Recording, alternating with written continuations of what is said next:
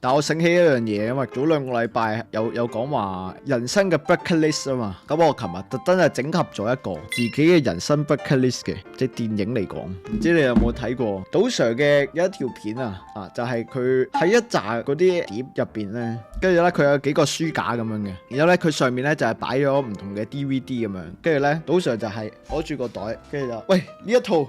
呢一套經典之作，跟住佢就擺落個袋度。本來咧我係諗住 set 嗰個嚟做色水嘅，因為啱啱吹水吹耐咗咧，翻嚟 set up 唔切啦已經。我直接喺度講啦，所以喂呢一套經典之作，跟住佢就擺落個袋度。我由亞洲嘅電影開始啊，因為咧我分咗2個 tier 嘅，咁我分咗亞洲嘅，分咗 all time 嘅。咁講下亞洲先。對於我嚟講咧，第10名係《神探伽利略之嫌疑犯 X 的獻身》。一聽呢一套咧，已經係覺得好撚鳩流流啦。但係我建議你哋睇咗先。我比較中意佢咧，以一套電影嚟講啦，我比較中意係意想唔到嘅情節，或者係唔算係大路嘅。咁呢一個咧，最嬲尾咧，佢個轉折咧。我係好中意嘅，當然佢係為咗票房啦，佢個卡士啊，其實都係為咗票房而去拍嘅，我自己覺得。但係呢，佢成個故事啊，我覺得我冇睇過本書啊，但係我覺得佢用本書嚟拍到部電影呢，我覺得係好撚順暢嘅。咁呢一個呢，就會係我擺喺第10名嘅。我以為係講，總之我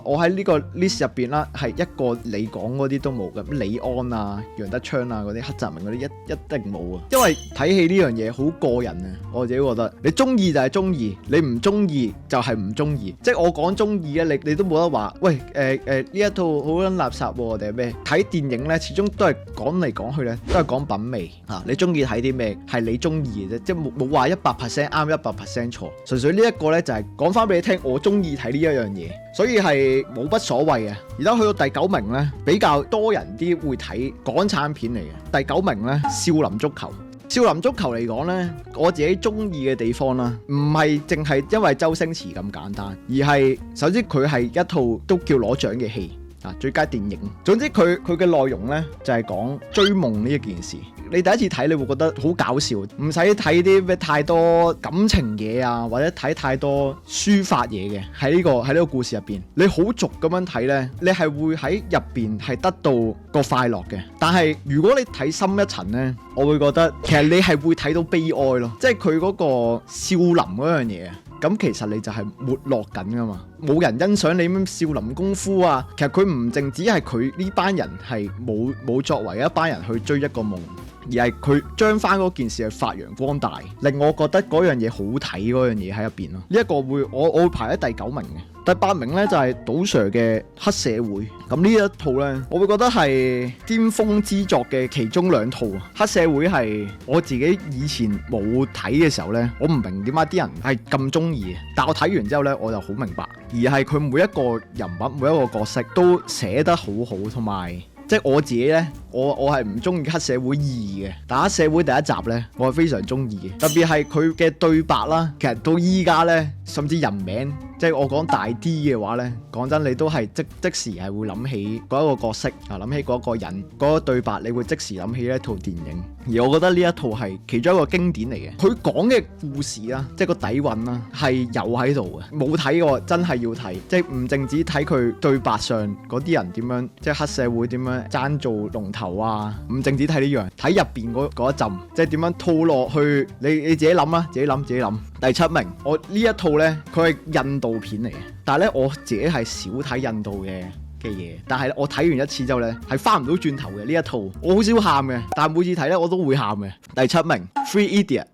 我會覺得印度嘅片啦睇得好少，但係印度嘅片咧我睇過咧，排名佢好難超越印度片嚟講。可能因為我自己咧對於親情啊、友情啊嗰啲，或者係分開啊咁樣嗰啲咧，我係會親情友情嘅分離啦，我係會好感觸嘅。我第一次睇嘅時候咧，我睇到一個位係嗱，我一做嗰動作咧，你係應該係會即刻知係咩嚟嘅。嗰個動作咧係我到依家都好撚深刻嘅。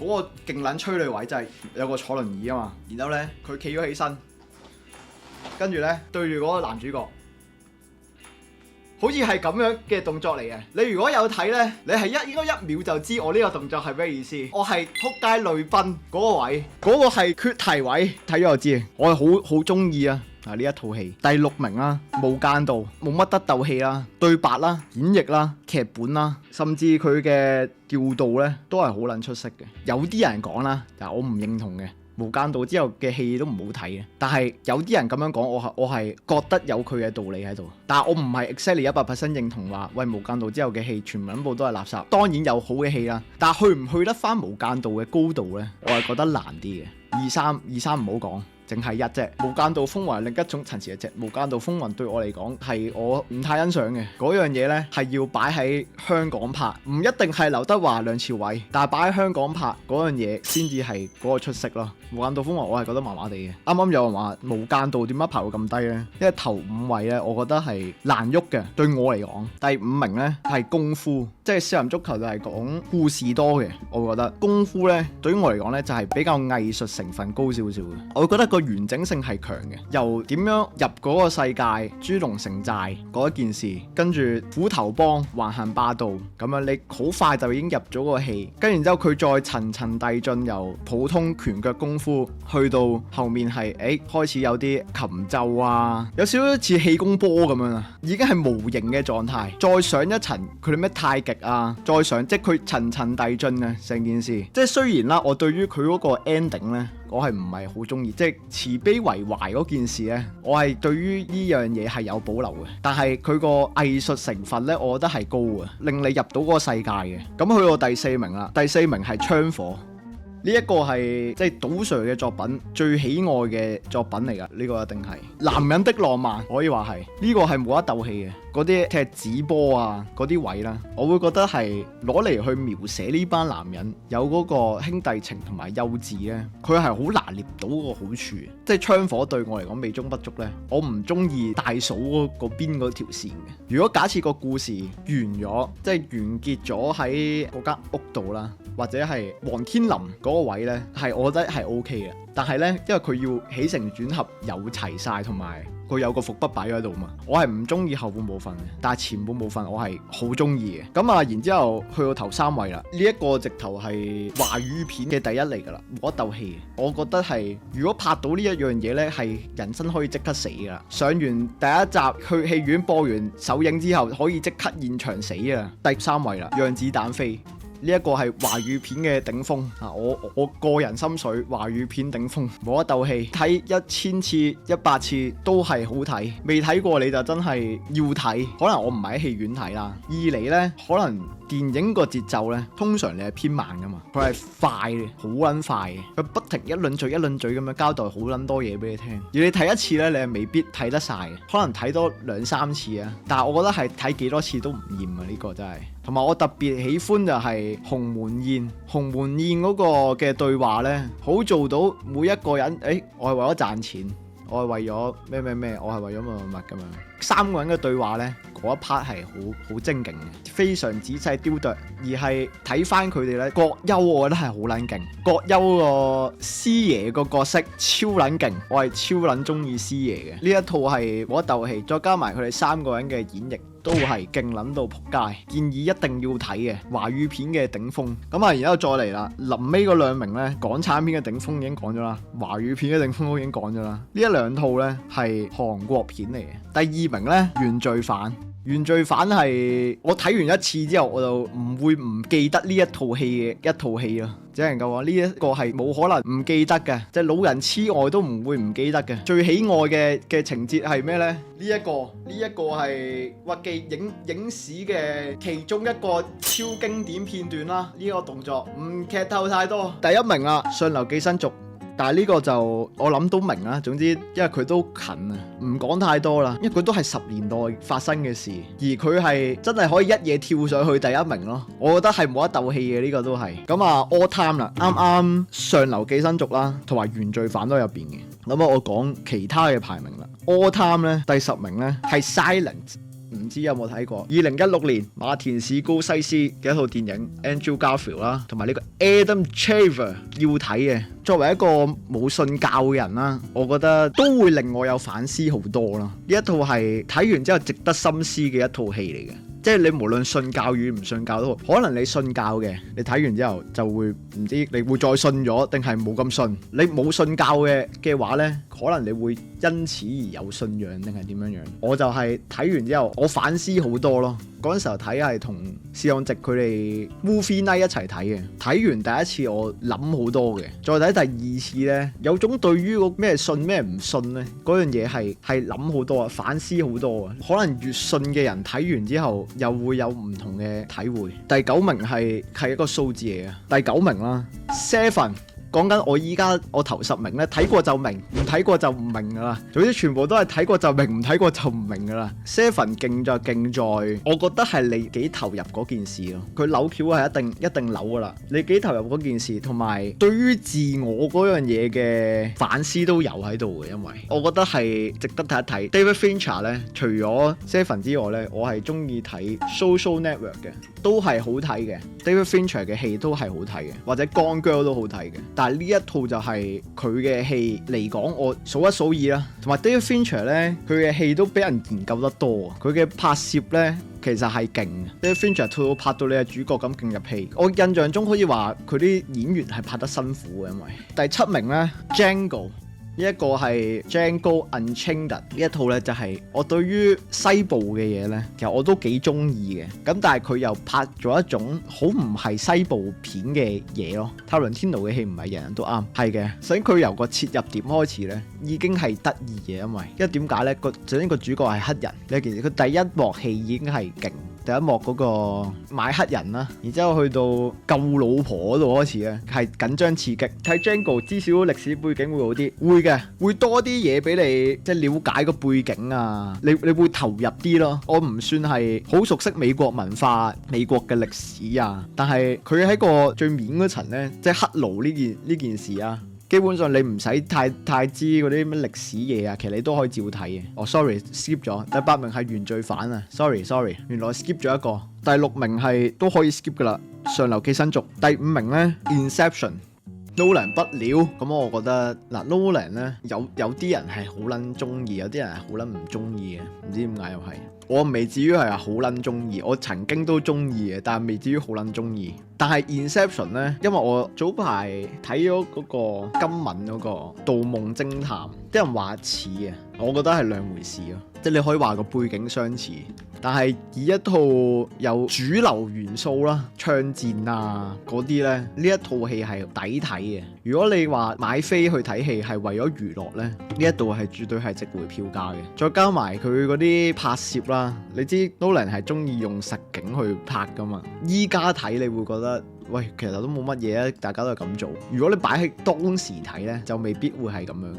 首先佢個故事咧，除咗雪山嗰度之外啦，其他我都覺得係寫得好啊。有啲人會話佢冇咗佢細佬啊，定係乜鬼嘢？因為呢一套都係佢同佢細佬一齊寫噶嘛。因為話佢唔識做導演啊，唔識乜成啊。我覺得呢一套係佢好完整嘅一樣嘢咯。同埋即係 Nolan 以前咧，其中一樣會俾人話咩？話好似好做作喎，因為佢唔係好線性去講故事啊嘛。你要追翻佢前面講緊啲咩？後面講緊啲咩？有陣時候係建構翻個故事出嚟嘅，但係就係睇戲你係要投入嗰件事咯。呢一樣就係我覺得佢會平衡到普通觀眾去睇一套戲，唔使諗太多嘢，佢都有要用腦嘅位啦，同埋佢嘅娛樂成分。我覺得呢一套係幾 balance 到啊。CG 上呢，即係都震撼嘅，即係嗰啲咩，例如個天度有啲樓咁即係接起咗啊，咁樣嗰啲呢，又係擺依家睇，你會覺得好似好平常啊。嗰陣時候睇或者入戲院睇嘅話，就會覺得好好睇咯。第4名啦，Fight Club。嗱，Fight Club咧，以高登三寶嚟講咧，高登三寶都要排1、2、3嘅話咧，我對於發條橙又係唔算話非常喜歡嘅，但係明佢點解係高登三寶啊？又係睇完就明咯。Fight Club 係勁啊，睇啊，呢個係要睇嘅。頭10名入邊咧，如果你講話揀一套係必睇咧，我會揀 Fight Club，然之後第2先係 Inception 嘅。但係 Fight Club 咧呢個又係你睇完之後好撚中意就會好撚中意咯。但係我覺得冇人會唔中意嘅呢一套係，我唔知嗱呢個。個第四名，第三名 Pulp Fiction。有冇人有異議？呢個冇異議可以直接跳過啦。Godfather 我麻麻地，即係我唔 get 點解嗰啲咩 IMDB 啊嗰啲會排到咁高。即係佢當然有佢嘅好睇，佢嘅情節係好睇嘅。佢講家庭愛嗰啲係好睇嘅。對我嚟講，可能嗰3粒鐘太悶。Godfather 不在這個範疇，明顯唔中意慢節奏 exactly。但係第二名咧，嗱呢一個咧，我今日我同嗰個 Sam By 傾偈啦，我自己覺得咧，我係有個原因擺喺度嘅。佢聽完咧，佢就話佢呢個覺得有待商榷嘅，但係我都明點解佢會咁樣諗嘅。但係我講咗先，第二我會擺咗 Dark Knight。點解呢？因為以爆谷片嚟講呢，佢係冇悶場咁滯啊。再講佢嘅藝術成分啦，佢嘅美術啊，佢嘅劇本啊、對白啊，我覺得係好令我做到去。雖然我睇緊 Batman 係個主角，但係我唔會當佢係一個主角去睇咯。而我唔知係因為小丑搶咗個戲啊，定係因為 Batman 對於我嚟講嗰件事太過理想主義呢一個位呢，我會覺得係擺喺度，因為我好中意呢一套戲。但係如果你唔中意嘅話，係絕對冇問題嘅。但係我係中意到我可以擺喺第二名咯。當初第一次睇啦，我係代入唔到 Batman 嗰個角度嘅，其實太過理想主義。但係睇多幾次咧，其實 Batman 先係好人嗰個咯，即係嗰個先係人。你話偽善又好定係咩又好，但係其實所有人我都覺得係好理想主義嘅。但係其實每個人都係嗰個 Batman 咯，我會覺得係。總之嗰兩架船入邊啲人去點樣做嗰個決定啦。但係就係佢講人性呢一樣嘢，我覺得係好值得探討嘅一套戲，而佢係一套爆谷片咯。你唔用腦入去睇，就係睇咗一個故事就完咗 ，OK， 絕對冇問題。你再去雕琢係好多嘢可以睇嘅。而家第一名呢，月黑高飛都叫係長期擺喺 IMDB 嘅第一名啦。呢一個呢，我會覺得佢同我下面嗰一紮，即係全部咩 Dark Knight 啊、Pulp Fiction 啊、Fight Club 啊嗰啲完全好唔同呢，係有個好大嘅分別嘅。而第一名點解佢會擺喺度呢？我覺得我好渴望嗰件事嘅，就算唔係坐緊監定係咩啦，但係我好渴望嗰件事就係一路做，其實達到最撈尾自己嗰個自由咯。我會咁樣形容啦，佢絕對唔係咁簡單三言兩語概括到。但係我覺得呢一套以後啦，假設去到100歲嘅話咧，我睇戲咧，睇再多嘅戲咧，都未必係可以超越到呢一套戲俾我嘅感覺嘅。即係我會覺得我睇嘅戲都算好大朗嘅。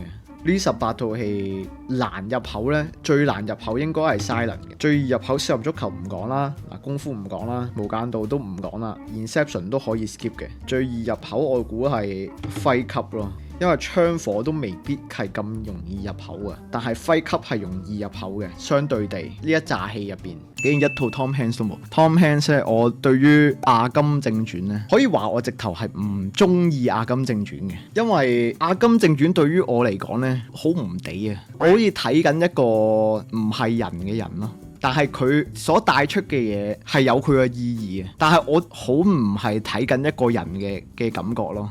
我會覺得升唔到，我都覺得升唔到。但係當然佢有佢嘅藝術價值喺度啦，或者叫做即係喺嗰個年代啊，即係啲人係需要咁樣嘅支持啊，定係點樣樣啊嗰種心態。但係我就係入唔到去。其實都仲有好多可以講嘅，但係即係如果要排10套嘅話，我就只能夠排到呢10套咯。即係當然好多戲都好值得欣賞啦。Good Will Hunting 排唔到入頭10嘅原因呢，我覺得個說教係重咗啲嘢，反而當然佢個主角係一個有問題嘅人啦。而我覺得有啲嘢呢，就唔係三言兩語就喂你放低啊，你 OK 啊，嗰樣嘢就解決到。而個主角本來就係天才嚟㗎嘛，即係佢當然好好睇啦，但係就係點解好似好輕易咁樣嘅嗰件事？我明佢哋嗰個無論係當你朋友又好，當你係老師又好，當你係一個前輩又好，但係點解好似咁容易放低咗咁樣嘅嗰樣嘢咯？唔知解唔解釋到？就係同你講話你放低啦，你放低，好簡單咁樣用對話同你講，就好似已經解決咗嗰件事咁樣。我就覺得唔係我中意嘅嘢咯。綠皮書得唔得？Green Book 直頭不了啊！我會覺得 Green Book 係不了，我不了嘅。點講？我唔中意佢哋嗰個演繹咯。No Country for Old Men， 我明點解中意，但係未至於可以排到入頭10嘅程度。喺個故事線上唔夠強咯。歌安兄弟嗰啲戲呢，又係有啲人好追捧嘅。我就唔算話非常喜歡。佢有一套叫咩《冰血暴》Fargo 呢一套我都係唔中意嘅，因為細說當年話西部係呢個中文譯名。我覺得佢有某啲故事好睇，但係都係唔係我中意嘅嘢咯。即係佢成套戲嚟講就唔係我中意嘅嘢。Kubrick 有冇興 Kubrick 首先佢一嚟拍唔同類型嘅都有啦。但係有啲係悶悶地嘅，未去到話好中意嘅，又係排唔到入頭10咯。Birdman 咧，我有一段時期係好中意 Birdman 嘅，總之佢扮一鏡到底咁樣啦。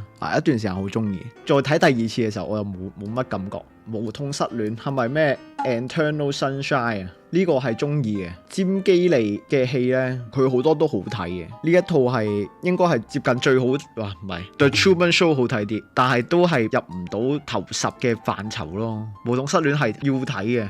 會唔會睇 500 Days of Summer 呢啲？我有睇，我都幾中意嘅。嗱，我覺得個尾有啲夾硬嚟嘅，因為佢 Summer 之後就 Autumn 啊嘛，我唔中意呢個尾嘅。但係佢前面係 OK 嘅。如果你話比較叫做愛情或者係咩嘅話，我會中意 Her 多過500 Days of Summer 咯。Her 係好睇啲嘅。Her 咧有少少似依家，我覺得即係 AI 年代啊。你可能依家睇個感覺會再深少少。可能依家你重溫一下，或者未睇嘅話，你唔知會唔會代入到啊？即係呢啲 AI 時代咧，佢係值得睇。Marriage Story 有冇 feel？ 嗱，呢個啱啱有講啊，啱啱同阿前輩有講咧，佢就話佢好撚中意，但係可能我就未去到嗰個歲數，或者我未去到嗰個經歷啦。我會覺得佢嗰啲好寫實啊，成件事好寫實，但係我未 get， 可能對於有啲經歷嘅人嚟講會強多少少。Scarface 係咪嗰套黑幫嗰個啊？佢總之有一個位咧，咪去啲大別墅定係乜鬼嘢嘅？嗰度開始純槍戰，我就唔中意啦。嗱，卡通嘅話咧，Wall-E、Coco 都有權。如果我啱啱前面見到咩 Marvel 推唔推介咧 ？Marvel 嘅藝術成分我覺得係好撚低嘅，爆谷片到盡咯，即係藝術成分就係低得緊要嘅。秒速5厘米唔喜歡。新海誠嘅戲咧，由你的名字嘅時候咧。知道有啲人係好撚中意，但係我又對於你的名字嗰個感覺係冇話，哇屌你好撚深啊，好撚中意啊，我係冇呢種感覺嘅。我覺得你的名字好似好多反駁位咯，即係嗰啲人物嘅行為動機，或者佢對於時間嗰個概念呢，其實都係一個問題，即係中後段先至，哇原來唔係嗰個時間嚟啊！當然明嗰個情感啦，但係以睇劇情嚟講，我就會覺得反駁位係有咯。新海誠係睇作畫，係嘅，即係睇你呢名字嘅時候，我係喺嗰個又一城嗰度睇嘅。但我唔知呢套嘢有冇 IMAX 睇啦，應該係冇啩。但係畫面係靚嘅，但係故事就一定係唔算好勁咯。Ready Player One 其實 Ready Player One 個性質咧，其實咪等同於 Endgame 咁樣啫嘛，即係就係彩蛋，即係佢有故事嘅，佢故事當然好睇嘅。但係 Ready Player One 佢唔係一個集二次創作於一身嘅一樣嘢，你可以咁講嘅喎，因為即係佢當然佢有佢嘅故事，但係好電影嚟講咧，你好難講咩係好電影，咩係唔好電影。你有人睇嘅話，就點都係好電影嚟嘅，因為電影最一開頭你想 serve 嘅就係你觀眾入場買你飛去睇，你想賺錢，即係電影呢樣嘢咧係商業嘅。咁 Endgame 佢賺到個票房，咁佢有賺錢啦，which is 佢想做嘅嘢啦。咁但係佢個故事上，佢個藝術成分上高唔高呢？我覺得絕對唔高咯。冚老師公道講，我左眼見到鬼有冇 top 3先？扭橋咁計，冇啊，一定冇啊。top 10都未必有。你如果要計扭橋嘅話，大把扭橋扭得好過去。我左眼見到鬼呢啲類型啦，或者叫做即係杜琪峰同埋韋家輝佢哋編跟住導嘅嘢呢，好多都唔錯嘅。即係例如呢咕新年財咁樣都係佢哋啊，特別係韋家輝寫嘅嘢，杜琪峰去拍呢，會係 balance 翻兩邊多啲咯。又係賣劉德華啊、鄭秀文啊咁樣嗰啲啊，即係賺到錢得嚟，然後又有啲嘢睇下咁樣喎。九龍不敗嚟講呢，溝片呢就一定係排到 top 10嘅。屍殺片場呢，嗱日本片我都唔睇得多，屍殺片場呢，我有機會排到去日本片嘅頭10嘅。冚老師 Joker 點睇 Joker？唔太喜歡，未至於不喜歡，但係唔太喜歡。Joker 2直頭唔使睇 ，miss 咗冇講暗戰，暗戰。因為點講呢？我自己覺得呢，劉德華嘅戲呢，即係都成日俾人講話咩劉德華就係做劉德華啦。暗戰係好啲嘅，但係暗戰都唔係嗰樣嘢咯。同埋劉德華就點講呢？我睇翻以前少少嘅劉德華啦，四大探長啊嗰啲呢，以前嗰啲演繹呢，我覺得係好啲嘅佢。但係呢，去到一個位呢，佢開始知道自己係行偶像路線呢，就雷洛嗰啲呢就會好少少嘅。但係呢，佢其他好多呢，都係佢自己做翻自己，都係做 sharp 醒啊，都係做靚仔仔啊嗰啲呢。佢總之佢一 realize 到自己係一個靚仔呢，就唔得啦。佢要做嘅嘢就係唔好 realize 佢自己係個靚仔，或者唔好覺得自己好撚 charm，佢做戲就會自然好多。麻雀大俠賀歲片嚟講係好睇咯。我覺得有一個位呢，好撚好笑，即係我以前睇我都唔覺嘅，唔覺有呢一下嘅。但係我嗰日睇咧，我突然間睇到呢一個笑撚咗出嚟。阿詠琪啊，同青雲一齊嘅，跟住咧咁樣去幫佢去屋企去掃垃圾啊，嗰啲乜乜柒柒啦，跟住就咁啊，德華咧揭發咗佢，喂，你掃晒啲嘢喺地下咁樣，跟住咧就嬲地咁樣就走嘅。咁阿詠琪又追上架車啦嘛，咁然之後咧好撚搞笑嘅，我覺得係好微細嘅一個位，以前唔覺嘅，但係我覺得嗰次我睇完之後我就覺得好撚搞笑，跟住咧。德華揸緊的士啦，揸下，咁啊詠琪就同佢講話：我同阿大嚿衰一齊咗。跟住德華做咗一個動作，嗰個係咩動作呢？佢係描寫德華係嬲嘅，德華係計佢標咯，德華就嘟咗一下就計你標，嗰個就係德華去演繹一個嬲緊狀態嘅的士司機，嗰個我覺得係有趣嘅，嗰一個小細節呢，我係覺得哇好撚好笑，佢嬲個動作竟然係計佢標，呢個係笑撚咗㗎。